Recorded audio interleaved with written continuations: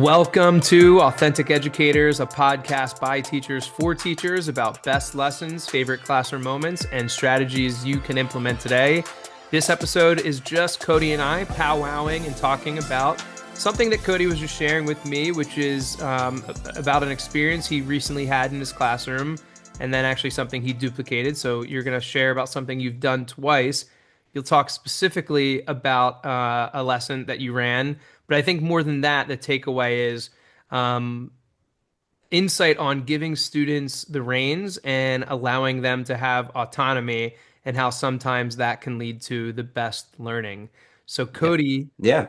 great to be here. Why don't you talk about Yeah. this, So this lesson? this concept came to me. Honestly, I don't know if I saw it somewhere or just had the idea myself. I've done it for 2 years in my seventh grade English class. The context is we had just finished taking a test. We had done a lot of assessment on literature, and I wanted to give the kids an experience where they read something and they didn't have to worry about doing any homework with it or taking any answering questions on it.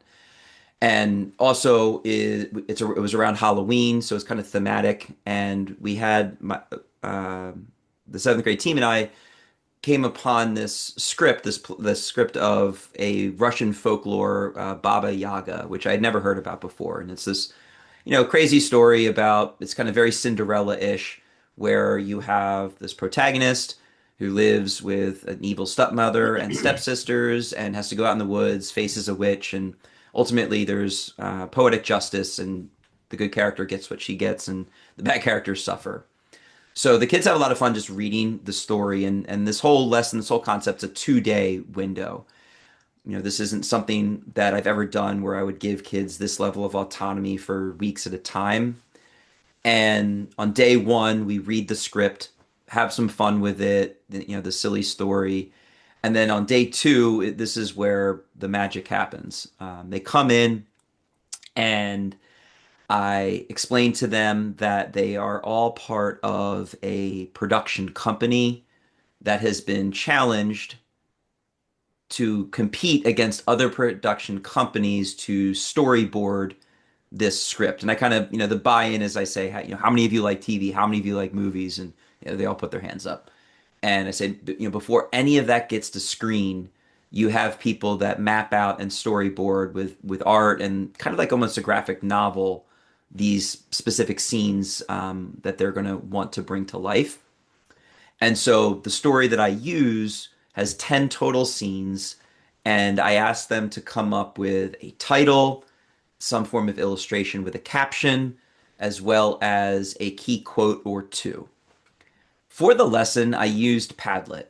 I know in our podcast we try not to really ever talk about subscription-based sites.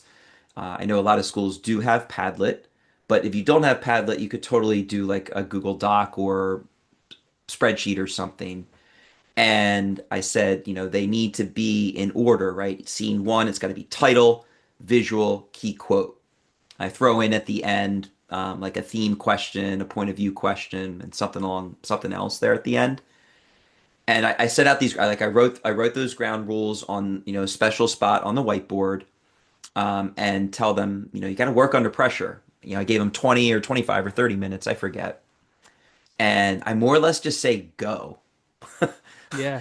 And if you imagine that, listeners who are teachers, right, just giving the kids some loose instructions and saying go.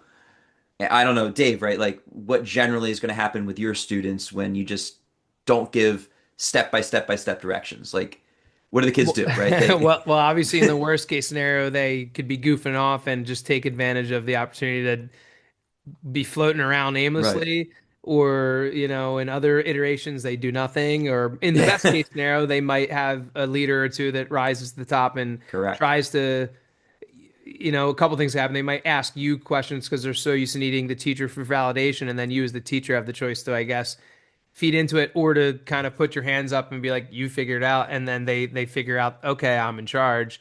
but but So I'm what's sure the happened answer in you're the looking yeah, yeah. for is So in that it's a mess. it's a beautiful chaotic mess. And Yeah. remember, this is not an activity that you're like, hey, let's do this for the next 3 weeks, right? It's controlled chaos for a day or two after a test. maybe it's something before a winter break or a fall break or something, and you don't want to start something new before a long weekend. And most of the kids, I've done this now 2 years. Most of the kids just like look at me or me and my co-teacher and are like, "What? What do we Hmm. do?" So one to ward off the, "Hey, we're not going to do anything. Screw this concept." I tell them that there's going to be a prize for the winning class.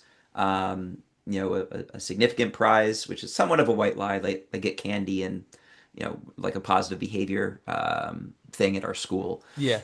Um, but what's really wonderful is they figure it out. I've done this, with 8 separate classes. I had one class where I had to kind of like fudge the timer a little bit so they didn't fail. Yeah. But every class has succeeded. They haven't succeeded with perfection. They haven't succeeded without speed bumps, but they do it, right? And they do it all differently. Sometimes there's kids that start writing things on the whiteboard. Sometimes there's kids that'll like walk around to little groups. These natural leaders will emerge. They'll come up to me and be like, "Mr. Crook, how do I do this? How do I put a picture in the Padlet?" And I look at them, I'm like, "Well, you got 25 teammates. I'm not giving you the answer today." And they kind of sometimes like look at me and like smile and go like, "Oh." and realize, "Oh crap, like we need to figure this out ourselves." And Hmm. it's nice because, you know, if they fail, it's a learning experience. Why did we fail? And if they succeed, like how did they succeed, right? We as teachers, no matter as a listener, if you're a third grade teacher, eighth grade teacher, 12th grade teacher, we can't do everything for them all of the time. And so in this low stakes environment where there's no massive grade associated, that failure is a safe failure, right? It's like a big, soft, fluffy mat, like under the monkey bars that if you fall, like I didn't want to fall, but okay, I fall. Um, and so it's just really kind of cool to see the kids like the stress builds and they're working together. And Yeah. this year specifically, I remember like when they accomplished the task, which was every kid had to author at least one of the Padlet entries. So it can't be just one kid doing them. And there had to be it was a total of 33 things that needed to be in the right order. They literally cheered. They were like, "Yay!" Right? Like they like I clapped their hands, and it was this, love it. almost, and then some of them like looked around almost embarrassed that they cheered. But the heat of the moment and the reality and the authenticity of the moment made them like excited to overcome this obstacle. Think So I was gonna yeah, say, go, thinking yeah, about like yeah, a class like yours, or actually any class, if a student has 180 class days during the school year and six hmm classes or seven classes, whatever it is, it's up to 1,000 Did you class 6-7 that periods. intentionally, Dave? I didn't. Oh All no, I right. can't believe we're doing that. But let's see how that ages. Anyway, I was gonna say like that's hundreds of class periods where most likely they're not being asked to make many big decisions. Hopefully there's some little decision making they have, but a lot of times hmm in classes, it's teacher tells you to do this, teacher tells you to do this thing next, Yep. then you're told to Yep. do this thing next. And Right. while they are being somewhat told to do something, it's then left open where they have some direction. So I think it's Right. so important that students are given across the board in any class, like those opportunities to make mistakes where they're not crushed for it Right. academically. It might be a And learning experience. They might, quote, fail or not do it perfectly, but it's an experience to learn from and to at least own, because that ownership piece is pretty great. yeah, and I think that what I noticed particularly this year, some of my students who don't crush it academically really were able to show their leadership skills, which doesn't always translate into high grades, but they were being super creative, they were super involved, and normally they might be a bit more apathetic. And so just giving them that different experience was really wonderful. And um, you know, if you're an English teacher, right, and it's Halloween season, like you can do this script. Like, you can reach out to us. I'm happy to email you the PDF that we use for Baba Yaga. Obviously, this episode is going to be released in November, so it's a while for that again. But really, like any short play, you could do this with from an ELA perspective. But for listeners that aren't English teachers, I don't have, hey, do this exactly, right? But that concept, like, can you think of a thing where the kids, maybe have to put a timeline together in Hmm. social studies, maybe have to, I'm going to draw on empty straws for science because that's not my niche, but can you come up with some sort of, can you maybe work with your colleagues to think of like what's some like thing where we could compete against each other in a 1 day or a 2 day lesson and then just say, look, kids, you got to figure it out, right? Like that's what I want Yeah. audience members to step away from this episode with is, can they think of a way to create that environment of challenge and autonomy Yeah. for their students?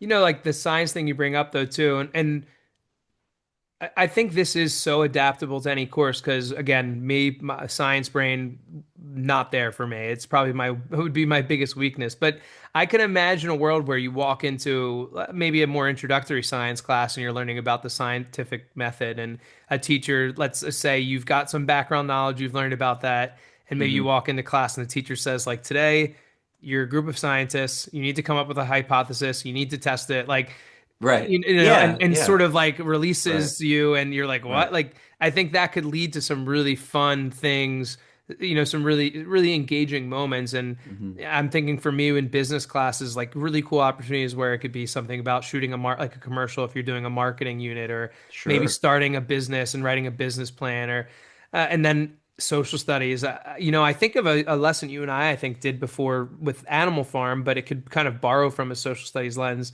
Correct me if I'm wrong. I think I got the idea from you. You I might have think taken my Lord of the Lord of the Flies and Flies. I think Animal I've Farm done to, it for both, where like yeah, maybe before reading Lord of the Flies, you kind of give them the scenario that pick a leader type yeah, deal. you're stranded on the island. I, the teacher, am not here, and you Right. really don't even respond to them, and you give them some tasks in terms of maybe like coming up with some Yeah. classroom rules or a Sure. constitution or Yeah, it's whatever, and your right. goal is to function as an English class, and you just let them go, and Right. you are letting go of control, but it normally leads to really organic and interesting And learning some of the moments. guests that we've had in season 1 and 2, I feel like some of the activities that they end up talking about kind of mirror this concept where the kids, like I was thinking of that. Ken Ehrman's students that like designed a class party or something. And Yeah, then recently when our guest students, Hannah, had the kids like have like the social studies tea party thing or what she did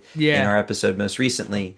So there's like so many different ways that it can be incorporated and utilized. And I think, as from the teacher's perspective, I guess my final point here is it, on the one hand, it was an off day for me, but on the other hand, it was absolutely not because I positioned myself kind of on the edge, the periphery. I would walk around and I was just observing the entire time, and I was getting so much soft data on how my kids interact. How do they face struggle? Who works with who? Who's too bossy? Who's got good leadership skills? And then you can then internalize that. And, if you have a kid that you're really struggling with, but who excels at this, and you talk to them the next day or later that day, you grow from it. So it's not an off day.